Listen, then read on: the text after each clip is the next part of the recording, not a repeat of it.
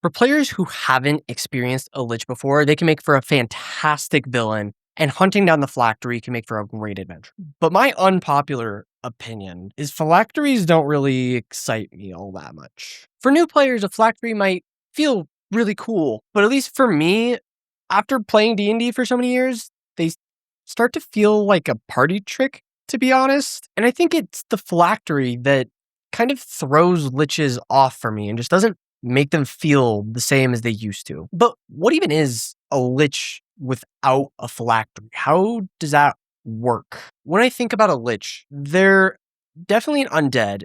And I think what makes them so terrifying is that moment where you kill it, but it's not actually dead. And the phylactery accomplishes this by having it essentially die and then respawn at the phylactery. But having this unkillable, in theory, necromancer with incredibly powerful magic and centuries of study, that's what's terrifying. Not the fact it has this weird respawn point that you can go hunt down, but the fact that if you run into one, if you kill it, you pissed it off and didn't do anything. It's still alive out there somewhere, or in undeath, because it's not alive.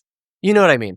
But the phylactery's still important, because if it just respawned, but there's no phylactery to destroy, that's just an immortal being. That's kind of just a god, to be honest. I don't know. That feels bad. If you just run into one, you kill it, and you're like, oh, okay, it's going to respawn. It's actually, spoilers for Curse of Strahd. I guess you've all ran Curse of Strahd at this point, right? If you haven't ran Curse of Strahd, I don't know, but little, tiny bitty spoilers for Curse of Strahd. If you're a GM, that doesn't really matter, I guess. If you're a player, it does. Anyways, what happens in Curse of Strahd? You go through the whole module. It's a great module, a lot of good encounters, yada, yada, yada. When you actually kill Strahd, he just comes back. I mean, he's a vampire. And even like if you do all the things right, sunlight, stake, the dark powers or whatever, bring him back.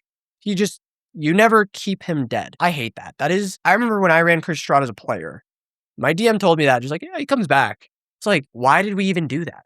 What was the point of all of that? We beat him, but we didn't. We just survived, I guess. And I've also ran the game on the GM side, and that's also terrible. I think it's reasonable to say he does come back. He's a vampire, but there should be a way to keep him dead. It feels really bad, the fact he basically just doesn't have weaknesses. He has weaknesses to beat him, but he doesn't actually have weaknesses that allow you to kill him. Now, going back to the Lich, what we can learn from this, I think, is the phylactery is just a weakness. The Lich itself, I think what makes the Lich a Lich is this dead necromancer. I really think that's what it is. Very powerful dead necromancer. I don't think it actually needs a phylactery, but it definitely needs a weakness. This is where I look to a monster called the Eldritch Lich, which flavor-wise is so good.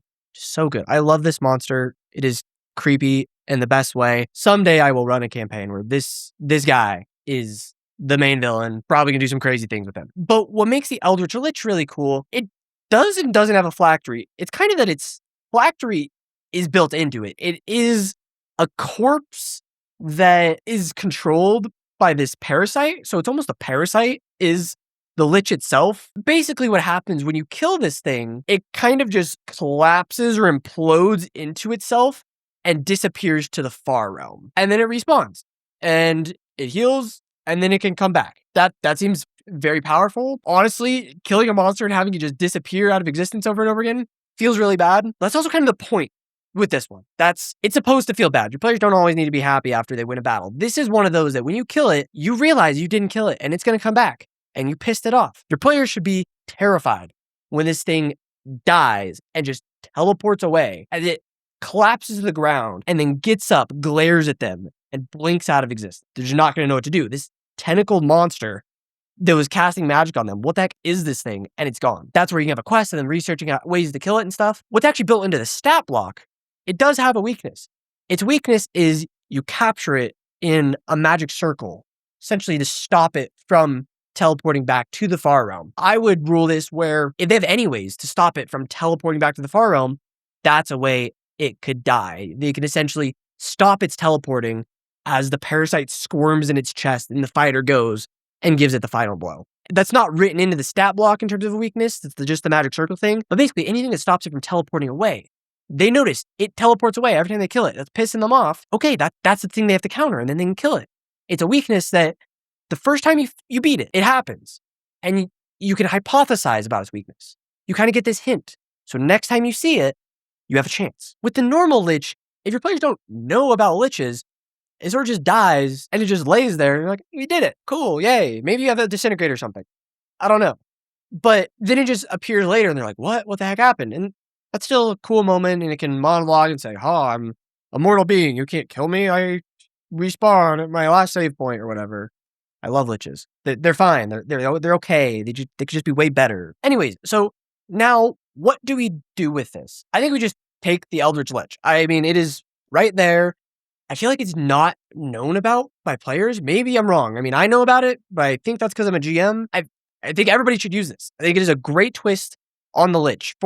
If you're a very experienced player, you've probably seen this thing. But if your players are in that range where they're not quite beginners, but they haven't been playing for like a decade or something, I think you can pull this one out on them, and it's going to give that twist on the Lich that's going to feel really good. Now, to turn the Eldritch Lich into an actual villain, you have a lot of options. I mean, in my mind, this thing gives that Mind Flayer cosmic horror vibe.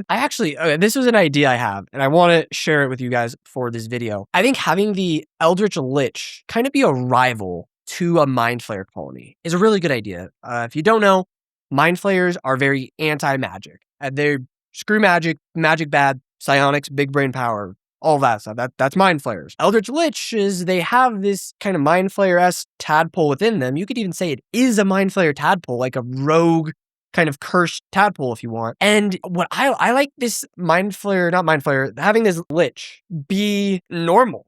That sounds very weird, but have it wear hooded robes, and maybe they see its face, and the party might just say, oh, it's a Lich. Kind of make them believe it's a Lich. But what you can do is have it give the party a quest to go attack the Mind Flayer colony, and have the Mind Flayer colony be evil. But really, you kind of have two evil faction things going on here. And maybe they don't even meet the Eldritch Lich at first, and they're kind of just taking these quests, they're battling this Mind Flayer colony, and eventually they meet the quest giver, and they find it's a Lich.